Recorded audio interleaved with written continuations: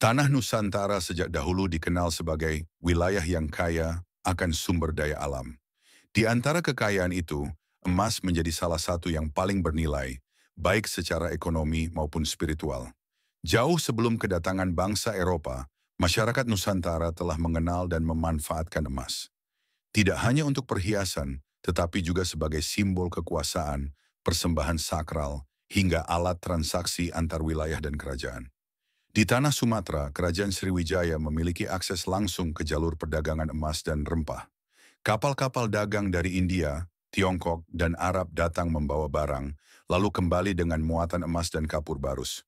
Di Jawa, Majapahit memanfaatkan emas sebagai penanda status sosial dan persembahan untuk dewa-dewi. Sementara di Kalimantan dan Sulawesi, suku-suku lokal menggali emas secara tradisional, menyatu dengan alam dan adat. Penemuan arkeologis memperkuat fakta ini. Kalung emas, cincin, lempengan hias, dan perhiasan bertatahkan batu mulia ditemukan di situs-situs purbakala. Banyak di antaranya menunjukkan teknik pengerjaan logam yang luar biasa halus dan rumit, menjadi bukti bahwa masyarakat dahulu telah memiliki keterampilan metalurgi tinggi. Emas bukan hanya benda, ia menjadi bagian dari kosmologi. Dalam banyak mitos dan legenda, emas diasosiasikan dengan para dewa, roh leluhur, dan kekuatan suci. Keris-keris pusaka kadang dihias emas pada gagang atau sarungnya. Arca-arca dewa di Pura Bali dan Candi Jawa dihias emas untuk membangkitkan aura spiritualnya. Bahkan, kitab-kitab kuno menyebut emas sebagai logam suci, lambang pencerahan, dan keseimbangan kosmos. Namun kejayaan itu tidak berlangsung selamanya. Ketika bangsa Eropa datang ke Nusantara, kilau emas menjadi salah satu pemicu utama penjajahan. Portugis, Belanda, dan Inggris tahu bahwa di balik hutan-hutan lebat dan gunung-gunung tinggi, terkubur emas yang bisa memperkaya kekuasaan mereka. VOC, maskapai dagang Belanda, bukan hanya mengincar rempah. Mereka mencatat keberadaan tambang-tambang emas di wilayah seperti Minahasa, Martapura, dan Rejang Lebong. Seiring berjalannya waktu, Belanda mulai mengeksploitasi tambang emas secara sistematis. Mereka membawa teknologi tambang, namun juga menindas rakyat lokal dengan kerja paksa dan pajak tinggi. Pada masa penjajahan ini, emas bukan lagi lambang budaya lokal, melainkan komoditas kolonial. Hasil tambang emas dikirim ke Eropa, sementara rakyat pribumi hanya menjadi penonton dari hasil kekayaan alamnya sendiri. Di beberapa wilayah, rakyat melakukan perlawanan. Tapi kekuatan militer dan teknologi kolonial sulit dilawan dengan tombak dan bambu runcing. Namun demikian, pengetahuan tentang emas tidak lenyap. Beberapa komunitas lokal masih menyimpan tradisi pertambangan tradisional. Di Minangkabau dan Kalimantan, aktivitas mendulang emas tetap bertahan, diwariskan turun-temurun. Ini menjadi bukti bahwa emas tetap menjadi bagian dari identitas budaya. Meskipun telah lama dicuri dan dieksploitasi oleh kekuasaan asing, setelah kemerdekaan Indonesia pada tahun 1945, mimpi untuk mengelola kekayaan alam sendiri kembali menyala. Salah satu manifestasinya adalah pendirian perusahaan tambang milik negara, PT Aneka Tambang, yang kita kenal dengan nama Antam.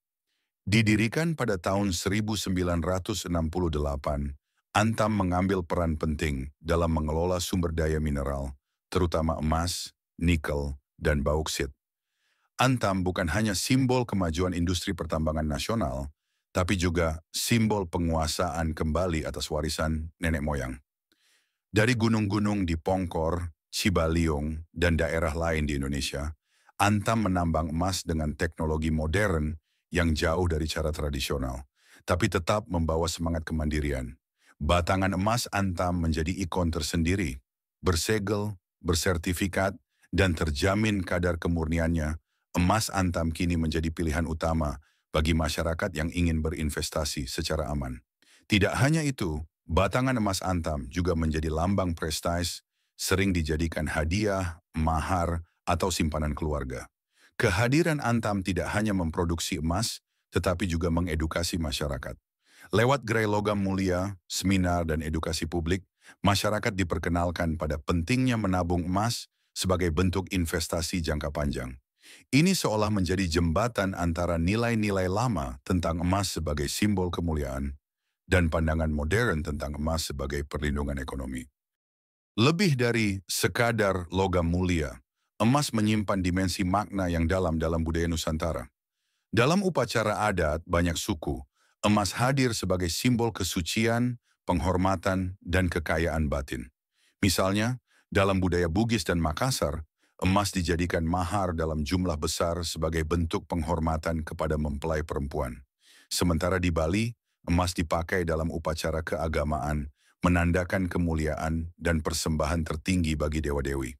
Dalam dunia spiritual Jawa, emas kerap dikaitkan dengan unsur api dan matahari. Dalam kejawen, warna emas mencerminkan kejernihan batin, kekuatan batiniah, dan pencapaian hidup yang selaras dengan alam semesta. Tak heran banyak benda pusaka, dari keris hingga tombak, dihias dengan emas agar energinya dianggap lebih kuat. Legenda-legenda lama juga menyimpan kisah tentang emas. Di tanah Toraja, dipercaya ada tanah keramat yang menyimpan emas tak terhingga, tapi hanya bisa digali oleh orang yang berhati suci. Di Kalimantan, cerita tentang harta karun Dayak yang tersembunyi di hutan masih terus hidup, menambah aura misterius logam ini. Makna-makna ini tidak hilang di era modern. Justru semakin banyak orang kembali tertarik pada sisi spiritual dan budaya dari emas. Kolektor benda pusaka berburu cincin, kalung, atau lempeng emas kuno karena dipercaya membawa tuah. Bahkan, sebagian praktisi spiritual percaya bahwa menyimpan emas di rumah membawa energi positif dan menjaga keseimbangan energi ruang. Antam, meski bergerak dalam ranah modern dan industri, tanpa disadari telah menjadi bagian dari rantai panjang sejarah makna emas di Nusantara. Batangan emas yang dijual hari ini mungkin adalah perwujudan dari logam yang dahulu dihormati oleh raja, dipersembahkan dalam upacara sakral, atau dijaga dalam pusaka keraton. Di zaman serba digital dan penuh ketidakpastian ini, emas kembali menjadi pilihan banyak orang. Bukan hanya karena nilainya stabil, tetapi juga karena ia memiliki rekam jejak panjang dalam peradaban manusia, termasuk di tanah Nusantara. Emas antam bukan sekadar barang dagangan. Ia adalah simbol bahwa kita mampu mengelola kekayaan sendiri, bahwa kita terhubung dengan masa lalu yang penuh kejayaan. Ketika seseorang membeli batangan emas antam, ia sedang membeli bagian dari sejarah. Mungkin emas itu pernah menjadi bagian dari gunung yang dipuja. Mungkin ia berasal dari tanah yang dahulu diinjak Raja Besar Nusantara. Kita adalah pewaris tanah para raja. Tanah yang tidak hanya subur, tapi juga mengandung kemuliaan yang tak ternilai.